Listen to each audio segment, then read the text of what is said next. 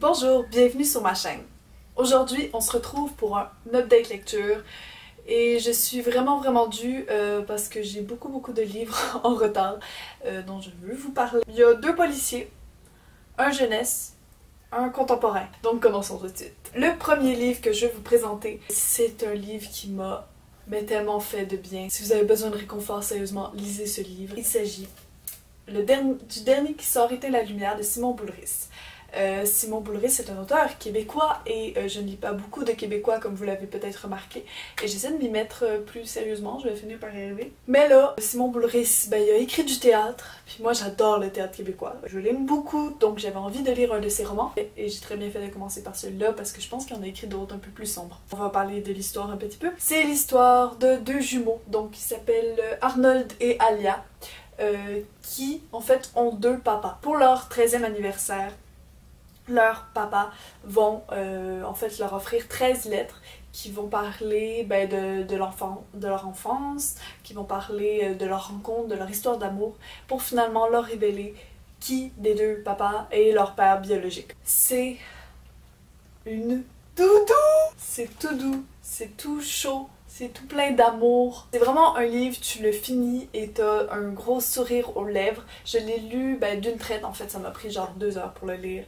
Ça se lit super rapidement, c'est très jeunesse, c'est vraiment très jeunesse. Mais moi je trouve ça super cool à lire quand on est plus vieux aussi, parce que justement je trouve que c'est dans les livres jeunesse qu'on retrouve le plus de réconfort souvent. C'est le genre de livres qui font du bien à notre société. Et oui, parce que ça parle de plein de thématiques avec vraiment beaucoup de pertinence. Ça parle de parentalité, de famille, ça parle d'amour, ça parle évidemment d'homosexualité, mais aussi ça parle de l'enfance, puis des complexes en fait qu'on peut entretenir quand on rentre dans l'adolescence, de comment qu'on peut se sentir un petit peu déboussolé face à son propre corps, face à celui des autres. Et en plus, toujours en plus, parce que je n'ai que du bien à dire sur ce livre, en plus, ça offre différents modèles familiaux. Donc déjà la famille principale, on s'entend que c'est pas un modèle familial qu'on retrouve très souvent dans les livres. Simon Boulris dans son livre, il essaie vraiment en fait d'offrir différents modèles aux enfants, puis ça je trouve ça tellement génial. On entend aussi parler à un moment donné d'une mère monoparentale, on entend aussi parler en fait leur tante qui est leur mère biologique mais qui est pas vraiment leur mère parce que c'est leur tante plus, qui a pas d'enfant mais qui vit très bien sa cinquantaine, quarantaine, sans enfants, célibataire, avec cette famille-là en fait dans sa vie. Donc je trouve ça super cool qu'on offre aux enfants enfin d'autres modèles familiales que la famille nucléaire classique, que je suis presque tannée de voir tellement on la voit partout. Puis je pense que ça contribue déjà à offrir un modèle dans lequel certains enfants vont pouvoir se reconnaître, ceux qui correspondent à ces modèles-là, mais aussi je pense que ça peut ouvrir l'esprit à des enfants qui ont tellement l'habitude de voir la famille nucléaire que face à d'autres modèles familiaux, ils peuvent devenir pas intolérants, mais juste ignorants sur ces sujets-là. Fait que ça, je pense que c'est une manière vraiment très doudou d'offrir ce genre de modèle. J'ai dit, je sais pas combien de fois, le mot modèle. Une autre thématique trop importante et trop bien traitée, et c'est trop cool, c'est le corps. Simon Boulris, il nous offre des corps, des petits, des grands, des cheveux raides, des cheveux frisés, des gros, des minces. Tous les modèles de corps sont là-dedans. Et on nous présente en fait des gens normaux, pas des top modèles. Il nous offre aussi avec le personnage principal, parce qu'en fait, c'est des 2 jumeaux, c'est Arnold qui raconte toute l'histoire. On a vraiment son point de vue. Mais à travers son évolution dans le livre, on voit en fait son évolution vis-à-vis du corps, vis-à-vis des formes, vis-à-vis du gras, des muscles. Quel est un peu le modèle que la télé lui envoie aussi. Puis il apprend à gérer en fait avec la normalité, à se dire que finalement la normalité c'est bien. C'est le genre de message qui te décomplexe et qui te font te rappeler que la normalité tout le monde gère avec, que la normalité c'est pas mal. En gros, je pense que ce livre doit être lu déjà pour découvrir un super auteur que je compte bien redécouvrir avec d'autres de ses livres. Il y en a écrit plein, je suis trop contente. Aussi pour s'élargir l'esprit, pour voir un peu c'est quoi qui se fait dans la jeunesse québécoise en plus. Je trouve qu'on est super fort. Vous voulez un super livre québécois, jeunesse, qui envoie des super messages. Ensuite, attention, on change mais complètement avec 10 petits nègres d'Agatha Christie. C'était mon premier Agatha Christie! Oui. Est-ce que j'ai besoin de vous résumer? 10 personnes sont invitées sur une île qui s'appelle l'île du Nègre et une fois sur cette île, ben ils vont commencer à mourir un par un. Ils vont se dire que c'est peut-être pas normal et que parmi eux, bah, il y a un tueur. J'ai été super surprise par l'écriture d'Agatha Christie. Je m'attendais pas à quelque chose d'aussi léger. Il y a vraiment une pointe d'ironie puis d'humour noir que j'aime beaucoup. On sentait que l'autrice, elle était là avec nous puis qu'elle se plaisait de nos réactions, de ce qu'on allait penser. C'est ça, puis cette écriture-là, elle crée une espèce de distance entre le lecteur et les personnages. Ce qui fait que ben, j'étais pas tellement émotionnellement impliquée, plus intellectuellement impliquée. C'est-à-dire que ben, je suivais l'intrigue avec passion, mais sans être complètement déchirée par la mort des personnages, parce qu'il y avait cette espèce de distance-là. Ça m'a ben, permis juste d'apprécier l'intelligence en fait de ce livre-là. En gros, ben, ce livre-là, il m'a pas révolutionné l'esprit, il m'a pas fait particulièrement peur, un petit frisson quand même, ça peut être un peu flippant. Mais au final, même si ça m'a pas complètement révolutionné, j'ai été vraiment happée par l'intrigue super efficace, l'écriture humoristique, et ben, ça a été une lecture vraiment divertissante. J'ai passé juste un excellent moment de lecture.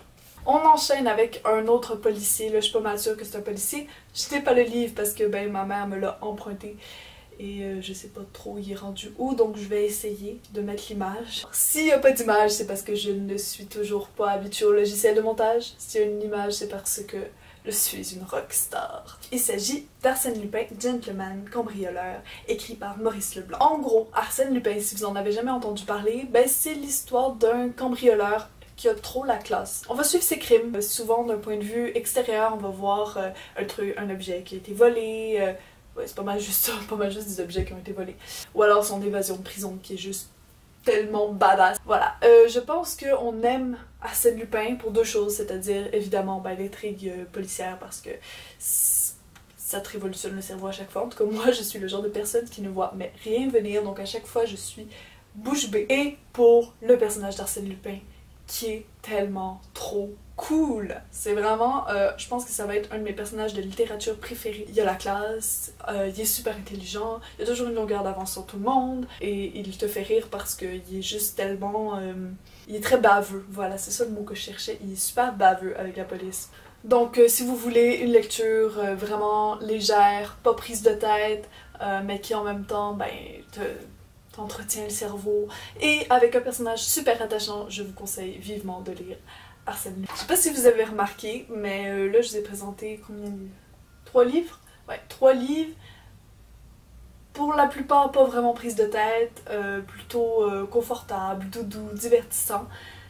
Donc on va finir avec un livre qui m'a complètement bouleversée, qui m'a mise mal à l'aise, qui m'a détruite. J'ai pas d'autres mots en fait. Tropique de la violence de Natacha Apana. L'action se situe sur une île française du nom de Mayotte, Mayotte, je ne sais pas comment la prononcer, je suis désolée. Cette île est déchirée par la pauvreté, par la différence de classe sociale, c'est-à-dire qu'on a des gens très très riches et des gens extrêmement pauvres, par la corruption.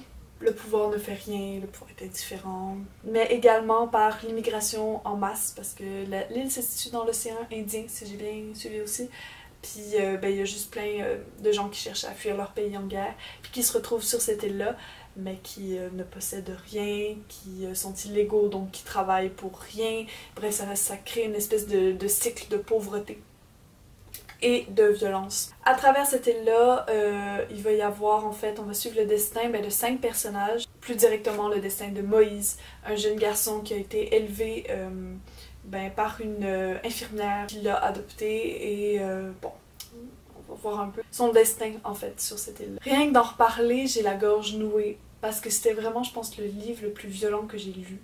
Je sais pas si c'est de toute ma vie, mais en tout cas c'était d'une violence extrême.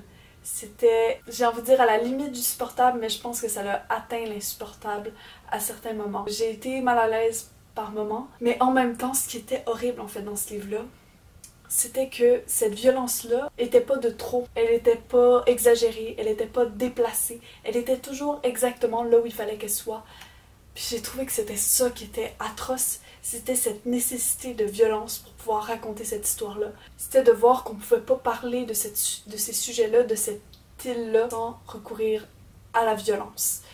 Tant la violence psychologique que physique. Je l'ai lu d'une traite en fait. Je savais que si je m'arrêtais au cours de ma lecture, j'allais jamais la reprendre. Puis j'avais une espèce de sentiment de devoir vis-à-vis de ce livre-là. Qu'à partir du moment où j'ai pris conscience en fait du destin de ces gens-là, que j'ai pris conscience en fait que ce genre de choses est réaliste, que ce genre de choses peut arriver, ça m'a donné ce sentiment de devoir, puis je regrette pas de l'avoir lu, mais je pense pas que je l'oublierai. Je peux pas le conseiller parce que c'est trop violent pour que je le conseille à des gens, mais je peux pas vous le déconseiller non plus parce que ça fait prendre conscience de certaines choses aussi. J'ai bien fait de lire ce livre-là. Mais en fait, il m'a fait un effet tellement fort que je peux pas le mettre au milieu en fait de mes autres livres. Et voilà, c'était mon update lecture mélangé. Encore une fois, on dirait que je fais exprès de finir sur les livres qui m'ont rendu triste et qui ont été très difficiles pour moi. Désolée. Mais j'ai au moins 3 bonnes lectures, 3 lectures légères à vous conseiller. Donc je vais vous dire à la prochaine. Au revoir.